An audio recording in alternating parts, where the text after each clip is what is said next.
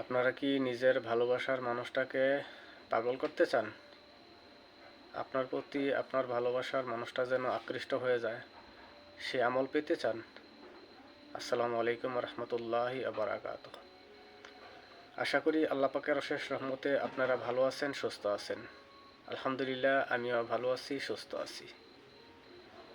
আপনারা হয়তো থাম্বনেল দেখে বুঝতে পেরেছেন যে আজকে আমি কি বিষয়ের উপর ভিডিওটা নিয়ে আসছি। আশা করি এই ভিডিওটা আপনাদের সকলের জন্য উপকৃত হবে। স্বামী স্ত্রীর জন্য হবে, বা যারা ভালোবাসেন তাদের জন্য হবেন।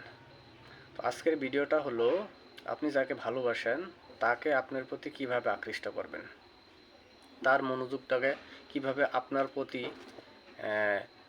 একদম কঠিনভাবে যেন সে আপনাকে ভালোবাসে, সেই দিকে তাকে কিভাবে রুজু করবেন।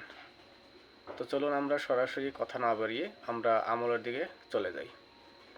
তো আমলের জন্য আপনাদেরকে প্রথমে একটা জিনিস নিতে হবে, সেটা হলো নচান্দি জুমেরাত। এখন আমরা নচান্দি জুমেরাত কাকে বলি? নচান্দি জুমেরাত হইল যে আরবি মাসের যখন চাঁদ উঠবে, সেই চাঁদ ওঠার প্রথম বৃহস্পতিবার যেটা হবে সেটাকে আমরা নচান্দি জুমেরাত বলি। সেদিন সকালবেলা কি করবেন, আপনারা একটা সুরমা নিয়ে আসবেন, এখন আপনারা সুরমাটা নিয়ে আসলেন। সুরমাটা নিয়ে আইসা এখন আপনাদের কাজ হলো, আপনি যাকে ভালোবাসেন তার নাম এবং তার মায়ের নামের আদাদ সংখ্যা বের করে, তার নাম এবং তার মায়ের নামের আদাদ সংখ্যা বের করা হলে যতটা হবে ততবার সূরা ফাতিহা পড়িয়া এই সুরমার উপরে আপনি ফুঁক দিবেন। ফুঁক দিয়ে আপনি এটা কি করবেন, এই সুরমাটা আপনার চোখে লাগাবেন।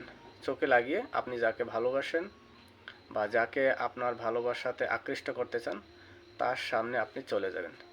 দেখেন আল্লাহ পাকের অশেষ রহমতে সে আপনাকে পাগলের মতন ভালোবাসবে। আপনি তাকে যা বলবেন, যা করতে বলবেন তাই করবে। কিন্তু হ্যাঁ, একটা কথা মনে রাখবেন, এটা যেন শরীয়ত বিরোধী কোনো কাজ না হয়। তাহলে এটার পরিপূর্ণ দায়ভার আপনাকে নিতে হবে। কাল কিয়ামতের দিন এটার হিসাব নিকাশ আপনার কাছ থেকে নিবে। আপনি এই আমলটাকে আপনি শরীয়ত মোতাবিক ব্যবহার করবেন, যেন স্বামী স্ত্রীর মধ্যে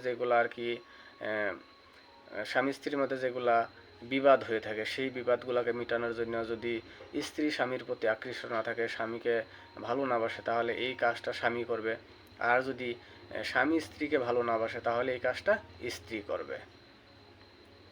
আপনারা এই আমলটা করেন, দেখবেন কত দ্রুত আপনার এই রেজাল্টটা পান।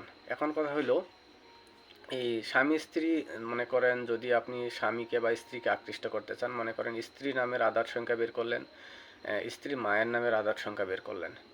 এখন কথা হইলো, আদার সংখ্যা আমরা কিভাবে বের করব? যদি আপনারা সেই বিষয়ে কোনো ভিডিও পেতে চান তাহলে আমার কমেন্ট বক্সে এসে কমেন্ট করেন, ইনশাআল্লাহ আমি সেটার উপর ভিডিও দিব। আর যদি কারো আদার সংখ্যা বের করতে হয় আমাকে নাম পাঠিয়ে দেবেন, ইনশাআল্লাহ আমি নামের আদার সংখ্যা বের করে আমি আপনাদেরকে দিয়ে দিব। আশা করি আপনাদের কাছে এই ভিডিওটা ভালো লাগছে। যদি ভালো লেগে থাকে আপনারা আমাকে আমার চ্যানেলের পাশে থাকার চেষ্টা করেন, বেশি বেশি লাইক করেন, চ্যানেলটাকে সাবস্ক্রাইব করেন, আর অপর ভাইয়ের উপকারের সাথে ভিডিওটাকে শেয়ার করে দেন। আসসালামু আলাইকুম রহমতুল্লাহি ওয়া বারাকাতুহু।